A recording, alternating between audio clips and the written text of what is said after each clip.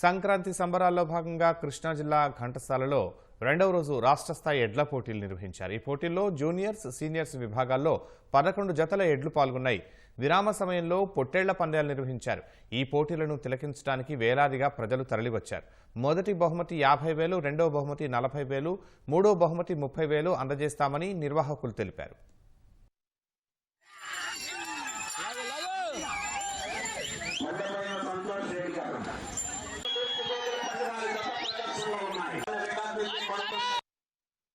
ముఖ్యంగా ఈ పోటీ పందాలు పెట్టడానికి కారణం ఏంటంటే, ఇప్పుడు బండ పందాలు అని ఉంటాయి.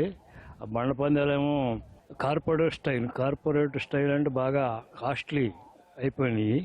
వాటిని మేపడానికి కూడా సామాన్య రైతు మేపలేడు. అందువల్ల మేము ఏంటంటే సామాన్య రైతులకు అందుబాటులో ఉండే విధంగా ఈ పోటీ పందాలు అయితే పోటీ పందాలు కడతారు, తర్వాత పనులను కూడా చేసుకుంటారు.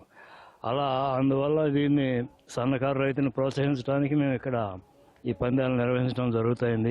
జూన్, జూలై, ఆగస్టు వరకు వ్యవసాయ విభాగంలో వ్యవసాయం పనులు చేసుకుని చక్కగా పశువుల్ని ఖాళీ టైంలో బాగా మేపుకుని మళ్ళీ పనులు ప్రారంభించబోయే ముందు ఈ సమయంలో చక్కగా సంక్రాంతికి వాటి బల ప్రదర్శనలు అవి చూపించడానికి ఈ పూటీలాగుడు మన మామూలుగా రోజువారీ పనిచేసుకునే ఎడ్ల బండితోనే ఈ పూటీలాగుడు ప్రదర్శన అనేది జరుగుతాయింది. ఎడ్ల పందాలు ప్రోత్సహించడం ఇవన్నీ కూడా ఏ విధమైన జోదాలు, కోడి పందాలు ఇవన్నీ కూడా లేకుండా చక్కగా ఓన్లీ రైతులు వేల సంఖ్యలో వచ్చారు.